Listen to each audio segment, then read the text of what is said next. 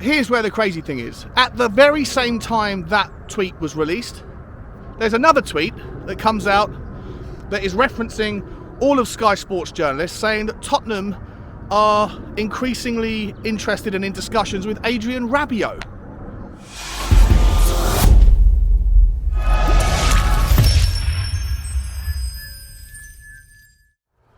Oh, hi everybody, how you doing?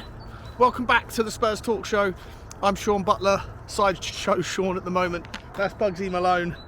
And this is episode 119 of Tottenham Walks. It's also, guys, Christmas Eve. I hope you're all happy, healthy, doing the things that you love with those that you love doing them with at this particularly family-orientated time.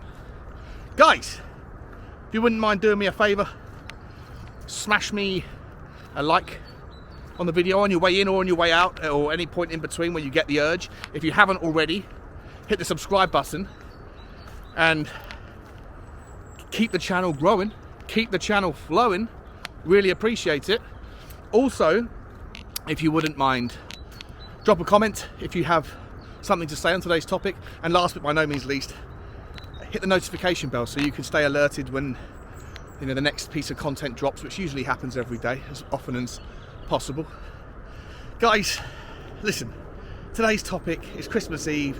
There's not that much news that's going on, but I'm actually getting a little bit irritated by the news generally, and I want to give an example today of how flip-floppy and difficult to gauge any kind of how difficult it is, and to you, Merry Christmas, how difficult it is to gauge any kind of narrative, any truth from these journalists, because people within their own same company speak out of both sides of their mouth on the same day.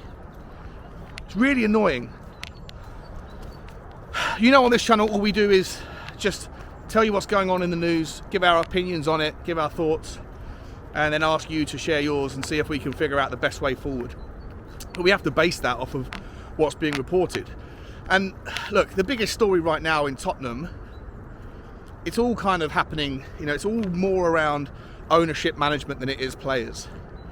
There was some news out yesterday, for what it's worth, that Harry Kane, Ben Jacobs, said that Harry Kane is probably going to sign a new contract, that he's happy. There's no real noise or news that he's really going to be considering going anywhere else, despite Sky Germany keep on hammering the Bayern Munich story.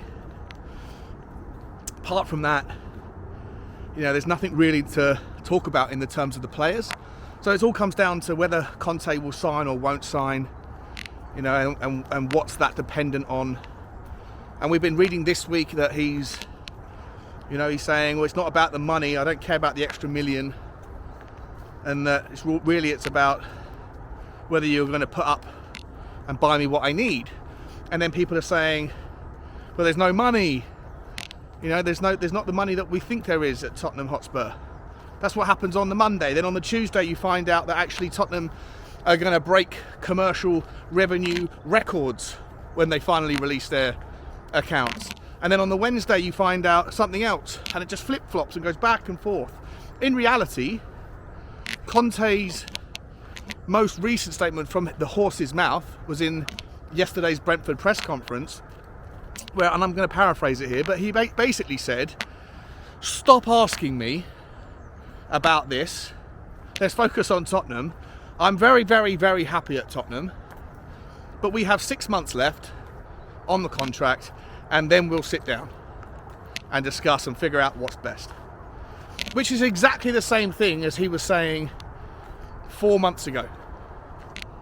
And so, in reality, everything else that's come on in between that time is just noise that is largely made up by clickbait journalists trying to get attention on their page, and then morons like me,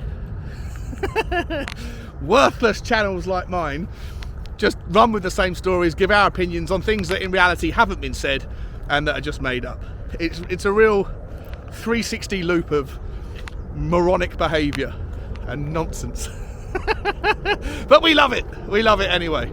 But look, on that note, like, presuming that we should at least take Conte's words at face value, he's given an indication there that you could read both ways, right? It's the same 50-50 split. Will he, won't he? It's difficult to really to take too much wind and put it in the sails of any particular narrative when he says, on the one hand, I'm very, very happy, and on the other hand, we'll wait and see what happens at the end of the contract. Neither of them are particularly helpful. To me, my instinct and my mind is leaning towards him leaving, and that by the start of next season we'll probably have a new manager.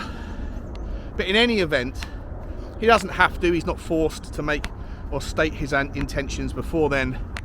But from a fan's perspective, it doesn't help, right? Because the difference between successful teams and unsuccessful teams, whilst money spent is obviously a factor, the most successful teams usually spend the most money. But on top of that, having clear strategies that are built and formed around a cohesive, cogent plan that everybody's kind of behind is also super important. There's plenty of examples of teams that have spent fortunes and got nothing. And there's plenty of teams that have outperformed their expectations, outperformed the necessary requirements of performance for their level, and kind of are very good at getting blood from a stone. Leicester and Brighton, probably the best examples of the latter. Everton, Aston Villa, Tottenham, probably the best examples of the former. But you could look at Chelsea right now under this new owner and think, look at the ambition that this guy has, right? He's going out and signing Nkunku, and he wants to get Gvardiol done, and he got Fofana in, and Koulibaly and Cucurella, whatever. Or you could look at it, and I tend to do it a bit on the latter form here, and think it's a bit rudderless strategy-wise. And it doesn't have any real cohesion. He doesn't really know what he wants. He's trying to make statements of intent, but in reality, the manager left. He kicked the first manager out 4 weeks after backing him to the tune of 300 million. And now he's got the next manager in, and he's making these big statement signings again. It might work out. For sure, it's got a high likelihood of working out than not because of the quality of the players. But that could also turn out to be an Everton-esque shit show, unless there is, my point here, strategy and cohesion around a plan that everyone agrees with, including the manager.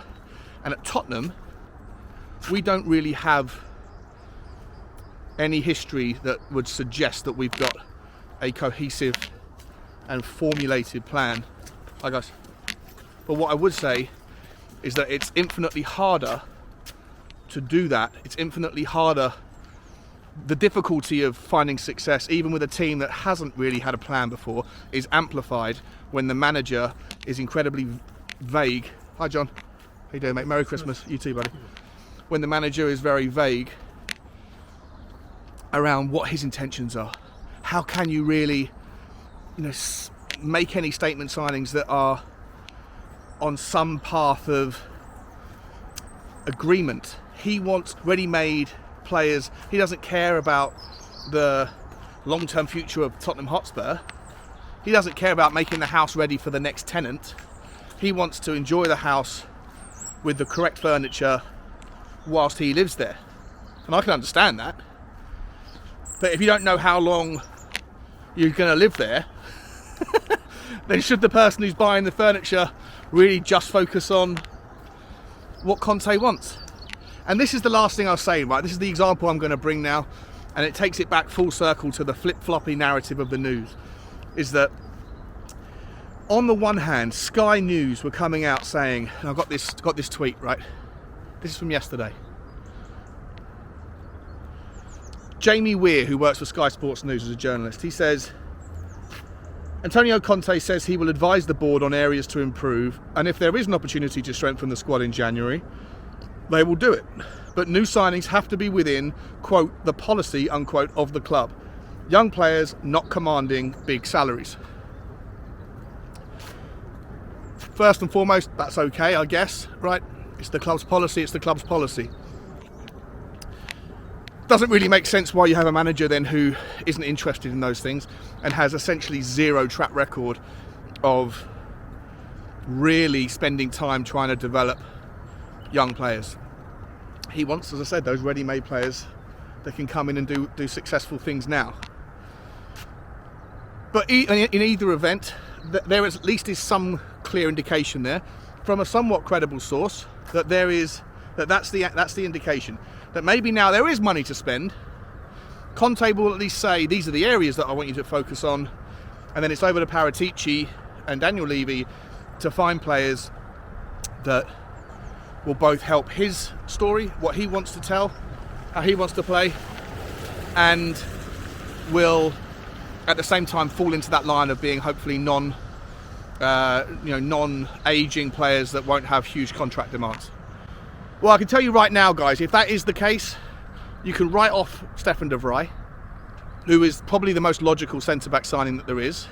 You can write off Milan Skriniar. You can write off basically the entire Inter Milan team that we've been linked with every single player.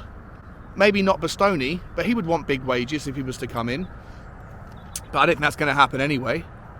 You can also write up people like Lautaro Martinez, Memphis Depay. The list goes on and on and on of the players that we've been linked with that would want big contracts if they're coming to the end of their current contract and that would come to Tottenham.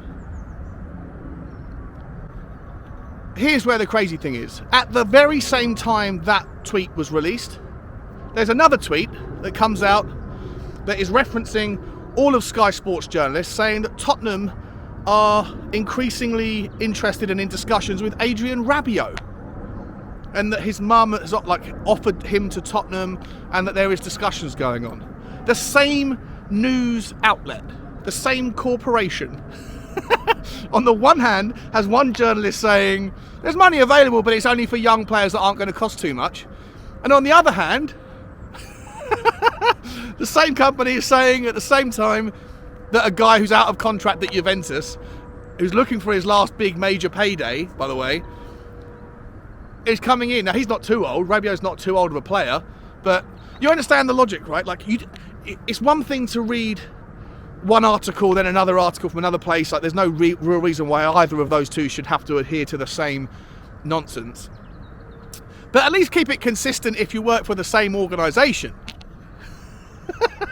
I mean, it's just madness. It's absolute madness.